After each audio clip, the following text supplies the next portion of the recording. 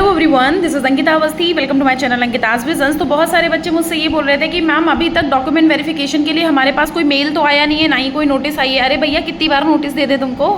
तुम क्या चाह रहे हो? तुम्हारे घर पर आकर के वो तुमको पकड़ के लेके जाएं कि चलो भैया डॉक्यूमेंट वेरिफिकेशन है।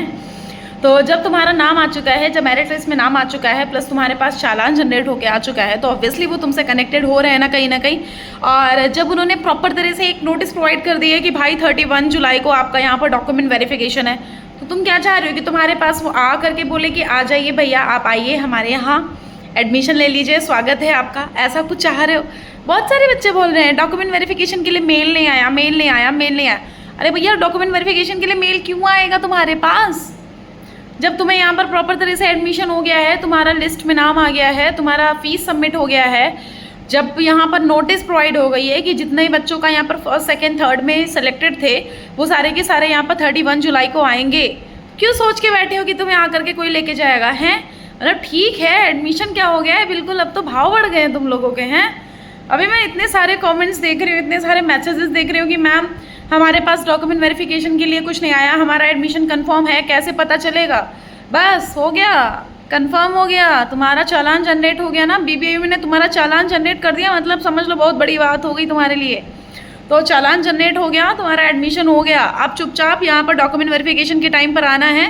डॉक्यूमेंट वेरिफिकेशन कैसे होगा वो मैं बता देती हूँ। बेसिकली आपको सारे डॉक्यूमेंट्स लेके आने हैं। डॉक्यूमेंट में आपको क्या क्या है वो मैं आपको एक बार क्लियर कर देती हूँ। चलो देखो, एक 10th लेके आना है, एक 12th लेके आना है। 10th का मार्कशीट लगेगा और सर्टिफिकेट लगेगा। किसी किसी को सर्टिफिकेट नहीं मिलता है स्कूल में, तो कोई दिक्कत की बात नहीं है, आप अपना 10th का लेकर के आना सबसे पहले, 10th और 12th, ठीक है। उसके बाद आपको ग्रेजुएशन में सारी मार्कशीट लेके आनी है। किसी किसी का एक होता है कि आपके सारे सेमेस्टर का एक ही मार्कशीट मिलता है, किसी किसी का ऐसा होता है। तो सारे सेमेस्टर का अगर आपको एक मार्कशीट मिलता है तो आपको वही एक मार्कशीट लेके आनी है, और अगर आपको अलग अलग मिलती है तो अलग अलग आपको सारी मार्कशीट लेके आनी है। 10th 12th और ये ग्रेजुएशन की मार्कशीट वो लोग रखते नहीं हैं, सिर्फ वो देखते हैं कि आपके पास रियल है कि नहीं, ठीक है। फिर आपको करना ये है कि मतलब अगर आपके पास लास्ट ईयर की मार्कशीट नहीं है, अभी इसके लिए भी मैं एक अलग वीडियो बनाऊंगी, अगर आपके पास लास्ट ईयर की मार्कशीट नहीं है तो कोई इशू नहीं है। यहाँ पर इनकी ऑलरेडी एक डेट आई हुई है, नोटिस आई हुई है। उस नोटिस में इन्होंने क्लियर कर दिया है कि आपके पास अगर लास्ट ईयर क्वालिफाइंग एग्जामिनेशन की आपकी मार्कशीट नहीं है या डिग्री नहीं है, और अगर आपके पास माइग्रेशन टीसी और सीसी नहीं है, तो आप यहाँ पर 30 सितंबर 30 सितंबर तक आपको डेट दे दी गई है कि आप अपना 30 सितंबर तक ला करके भी दे सकते हो ये डॉक्यूमेंट्स। तो आपको यहाँ पर कोई फोर्स नहीं कर रहा कि अभी लाओ, हमको अभी चाहिए, अभी डॉक्यूमेंट्स दे दो, कोई ज़रूरी नहीं है। आप अपने डॉक्यूमेंट अपने पास संभाल के रखो। तो हो गया 10th 12th ग्रेजुएशन, ठीक है, ये हो गया। उसके बाद आपको यहाँ पर माइग्रेशन सर्टिफिकेट चाहिए, टीसी चाहिए, सीसी चाहिए, और अगर आपके पास गैप ईयर हो, सही है, गैप ईयर हो, मतलब अगर आपने यहाँ पर ये नहीं देखा जाएगा कि 12th से तुमने ग्रेजुएशन में गैप लिया, नहीं, ग्रेजुएशन से पोस्ट ग्रेजुएशन में तुम्हारा, आज तो बिल्कुल टंग ट्विस्ट हो रही है, पोस्ट ग्रेजुएशन में जब एडमिशन लिए हो उसके एक साल पहले, मतलब उसके पहले तुम कर क्या रहे थे? अगर तुम्हारा गैप था, मतलब मान लेते कि सन 2024 में तुम्हारा ग्रेजुएशन खत्म हो गया था, सन 2024 से लेकर के सन 2025 तक नॉर्मली प्रिपरेशन करे तो वो एक साल का गैप हो जाएगा, तो तुमको गैप ईयर का सर्टिफिकेट बनवाना पड़ेगा। अच्छा, ये बनते कहाँ हैं, इसके बारे में बड़ा समस्या है। तो बेटा ये बनते हैं, आपको किसी भी एडवोकेट से बोल देना है, वो बना देते हैं, और उनका फॉर्मेट, गैप ईयर का फॉर्मेट आपको गूगल पे मिल जाएगा, कोई भी फॉर्मेट लगा दो, और आपको ये जो आपका सर्टिफिकेट है, जो भी ये एंटी रैगिंग के सर्टिफिकेट वगैरह हैं, तो एंटी रैगिंग का सर्टिफिकेट बाबा साहब भीमराव अम्बेडकर यूनिवर्सिटी की साइट पर अपलोडेड है ऑलरेडी। हर एक यूनिवर्सिटी अपना अपना एंटी रैगिंग अगर मतलब लगवाती है तो अपना अपना सर्टिफिकेट अपलोड कर देती है, ठीक है, तो वो आप सर्टिफिकेट देख सकते हो। ओके, सो 10th हो गया, 12th हो गया, ग्रेजुएशन हो गया, माइग्रेशन हो गया, टीसी हो गया, सीसी हो गया। टीसी, सीसी, माइग्रेशन ये आपकी पिछली जो यूनिवर्सिटी होती वही देते हैं। कैरेक्टर सर्टिफिकेट जो होता है ना, वो कैरेक्टर सर्टिफिकेट भी आपको वही देते हैं, क्योंकि आप निकले हो उस यूनिवर्सिटी या उस कॉलेज से जहाँ से आप पिछले साल पढ़ाई किए थे, तो आपका कैरेक्टर कैसा है, आपका रवैया कैसा था, तो ये सब आपके वो यूनिवर्सिटी वाले बताते हैं कि हाँ इसका रवैया ठीक था, तो वो कैरेक्टर सर्टिफिकेट बना के मुहर वगैरह लगा के साइन वगैरह लगा के तब आपको देते हैं, वो ला करके आपको यूनिवर्सिटी में देना पड़ता है। अगर नहीं है तो आप उसके लिए यहाँ पर कुछ मत करना। अंडरटेकिंग के बारे में एक वीडियो मैंने अपलोड किया है, अंडरटेकिंग का फॉर्मेट पूरा मैंने वीडियो अपलोड किया, वो जा करके देख लो, वही वाला काम कर देना अगर ये सर्टिफिकेट आपके पास नहीं है तो, ठीक है।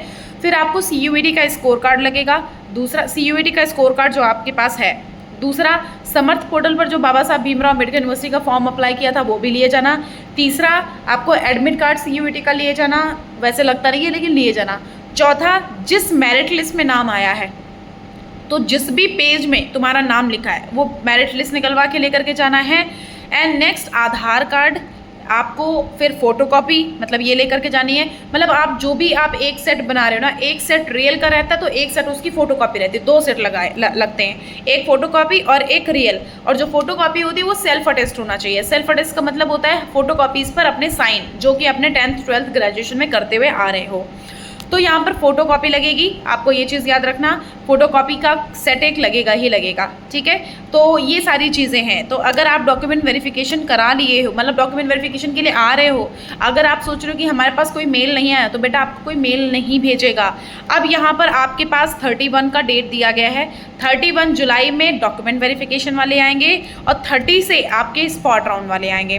तो जो जितने भी स्पॉट राउंड है उनका 30 और 31 दोनों डेट दी गई है, और जितने भी आपके यहाँ पर डॉक्यूमेंट वेरिफिकेशन वाले हैं उनको 31 की डेट दे दी गई है। और जो स्पॉट राउंडिंग वाले हैं 30 तारीख को अगर तुम्हारा स्पॉट राउंड हो जाएगा तो अपना 31 को निकल जाना। और अगर आपको यहाँ पर ऐसा है कि भैया 30 तारीख और 31, क्योंकि उन्होंने कंफर्म नहीं किया कि स्पॉट राउंड एक दिन पे होगा या 2 दिन पे, उन्होंने 2 ही डेट दी हैं, तो हो सकता है कि दोनों दिन पे होगा स्पॉट राउंड।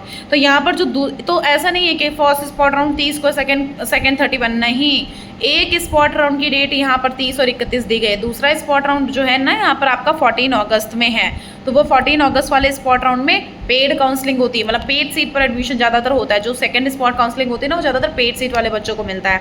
तो जितनी मैंने यहाँ चीज़ें बताई हैं ना वो ध्यान रखना। और अगर आपको कोई कन्फ्यूज़न है तो उसके लिए मैंने आपको बोला भी है, भैया कन्फ्यूज़न है तो क्लियर कट मुझसे कॉन्टैक्ट कर लो। कॉन्टैक्ट करने के लिए मेरा इंस्टाग्राम का ID है, इंस्टाग्राम है। अगर आपके पास इंस्टाग्राम नहीं है तो मेल ID होगी, मेल ID से मैसेज कर लो, मुझसे पूछ लो। लेकिन बस वहाँ पर आपको गाइडलाइंस भेजी जाती हैं, अगर आप उन गाइडलाइंस को फॉलो अप करोगे तो मेरा कॉन्टैक्ट नंबर मिल जाएगा, आप डायरेक्टली मुझसे कॉल करके बात कर लेना, कोई इशू नहीं है, ठीक है। और इंस्टाग्राम की ID मेरी अंकिताज विजन्स के नाम से है, और जो मेरा मेल ID है वो Ankita Awasthi 2016@gmail.com।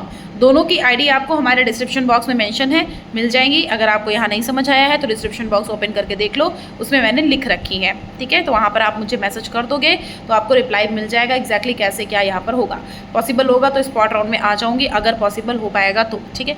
So basically बहुत सारी चीज़ें मैंने आपको क्लियर कर दी थी पहले भी, अब मैं इसमें भी क्लियर कर दी हूँ। मार्कशीट अगर आपके पास नहीं है तो कोई दिक्कत की बात नहीं है। लास्ट ईयर की मार्कशीट के लिए इन्होंने नोटिस ही निकाल दी है कि अगर आपके पास लास्ट एग्जामिनेशन की मार्कशीट नहीं है, और अगर आपके पास माइग्रेशन नहीं है, प्लस आपके पास TC नहीं है, अगर आपके पास CC नहीं है, मतलब कैरेक्टर सर्टिफिकेट, तो आप यहाँ पर कोई इशू नहीं है, 30 सितंबर तक दे सकते हो, 30 सितंबर तक अपना यहाँ पर डॉक्यूमेंट ला करके दे सकते हो।